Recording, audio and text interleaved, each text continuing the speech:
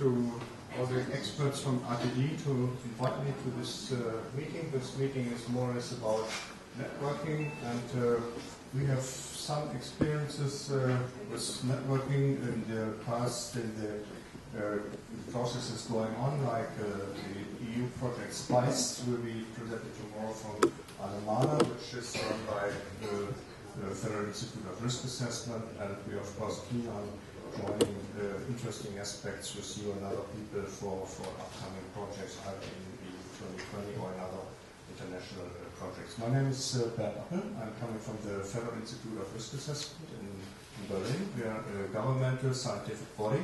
We're completely independent. We more or less work like a university, but we are of course responsible for anything that's going on where our government needs advice in terms of veterinary medicine, in terms of toxicology, in terms of consumer health questions. So basically we are an institute on consumer health. Just for those of you who do not know about the Federal Institute of Risk Assessment, it's as the two other countries like DTU in Denmark and ANSYS in France, we are about the same size. We have 800 people, and we solely concentrate on consumer health. So it's quite a big option. So the reason that I'm here today is, of course, I would like to know what's going on in the other projects, and we have the chance to discuss the results and the status of where we are in the SPICE project. Alemana will do this tomorrow morning. But I would like to draw your attention to something that's really changing in the last, especially 10, 20 years. So when you think of the average age in this room will be maybe 40, 45, whatsoever. Some younger ones, some older ones. I'm definitely one of the older ones. And if you look back on how food was distributed, was harvested, was processed, maybe some 30 years ago, it was a regional issue. And this has changed tremendously since the changing of boundaries between East and West. The Asian market started to play an even bigger role, and the EU, as it is, it's hesitating, it's not really coming across. So there will be a tremendous change between what's going on this old continent and what's going on in other centers of the world, which definitely will be centers within the next 20, 30 years. So what does it mean to health aspects and to consumer health, and especially to food? It has already changed a lot, since food markets is not the same as I mentioned already. I will just go into some slides, some pictures. This is a picture of a friend of mine, Berani. He has shown this, he published this in 2012, and these are data that go back to 1998. And this is just a static view on what was known in terms of all food data available at that time. And you could easily tell that the US, France, and Germany at that time were the biggest players in food processing, food delivery. And this has changed a lot. There's no new picture available. There are numerous papers which focus on areas, but the next big review on this issue still has to be written. But if you look for who has the power, you might have seen this picture before. It's not my picture. I've taken it, lent it. That's that way. Who's behind the brands? Who has the power?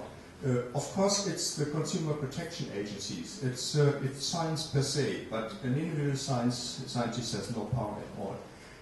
It's the food dealers, it's the food handlers who have the power. And this is a story. Unfortunately, I have prepared slides for 30 minutes. I learned that I'm only 20 minutes, so I've skipped some of these guys.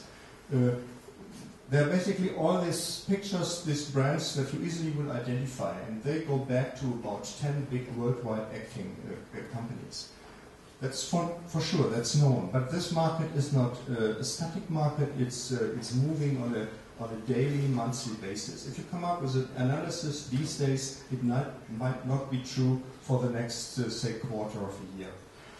You can tell by yourself, just look for 2010 and for 2000 and 2010, within 10 years with regard to fish and with the blue lines and with regards to beef meat, which are the red lines, not only the strengths but only the areas where this food is moving to, is handled to, is changing. It's basically still changing.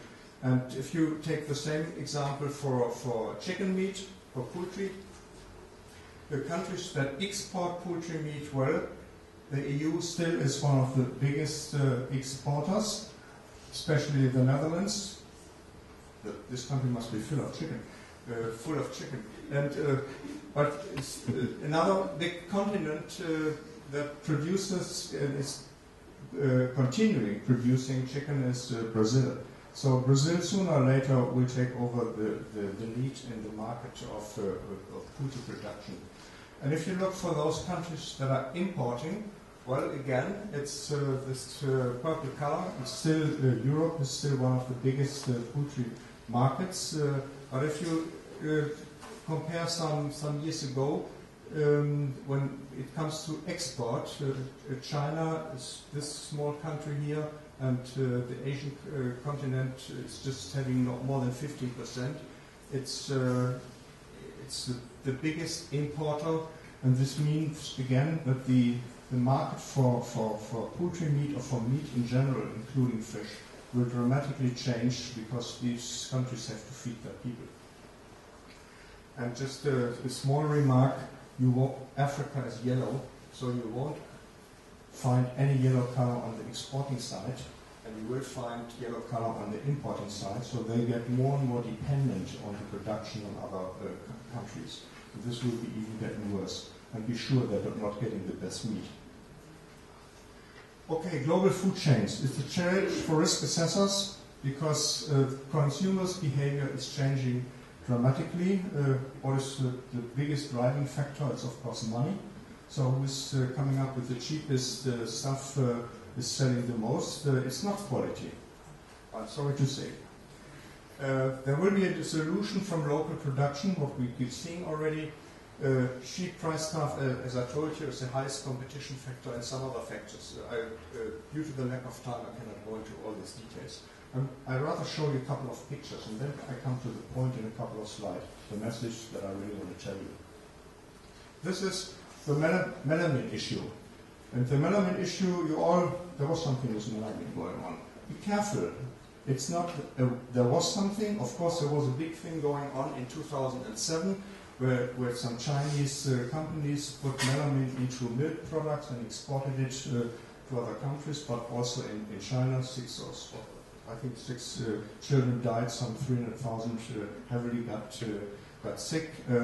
And still melamine, the message is melamine is still used for putting it into food, and this is food fraud. And be careful when you are on the analysis, working on the analysis side, you still have to check for melamine because it's still misused.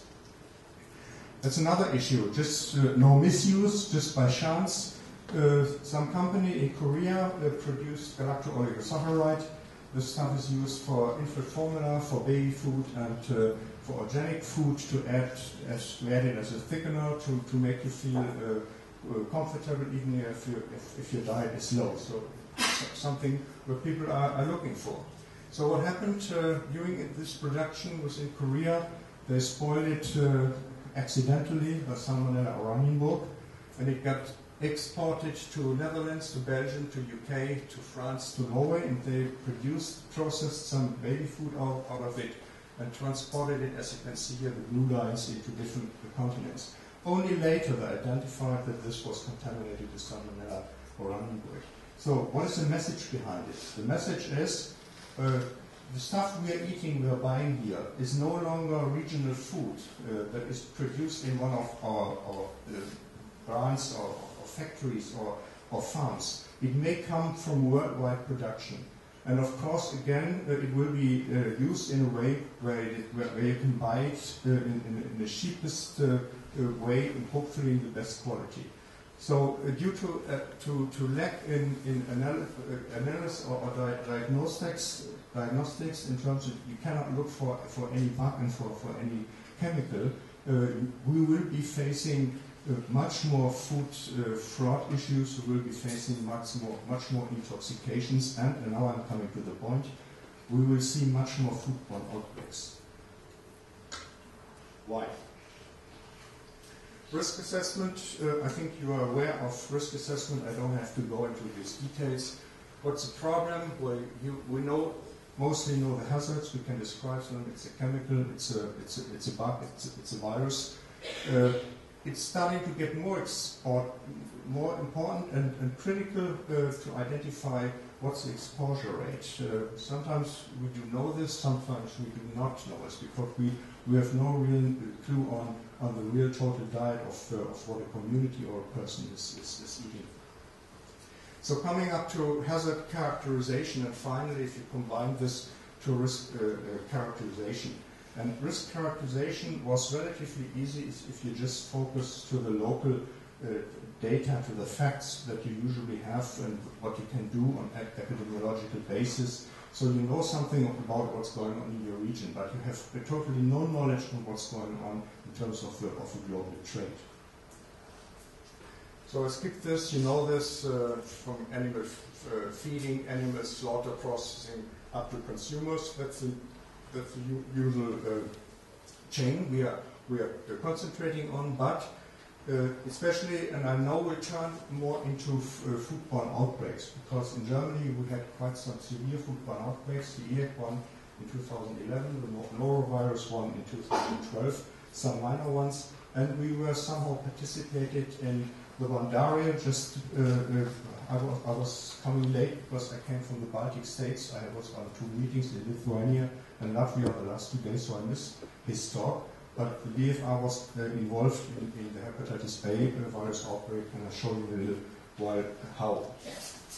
So you have to have knowledge about the exposure, about the spatial things going on, where does it happen. You have to know when does it happen, the temporal space, and you should know quite a lot of data on the whole purchasing line. You have to know on the ingredients in a certain foodstuff, and all this kind of data, what you would need for a precise risk assessment, you mostly lack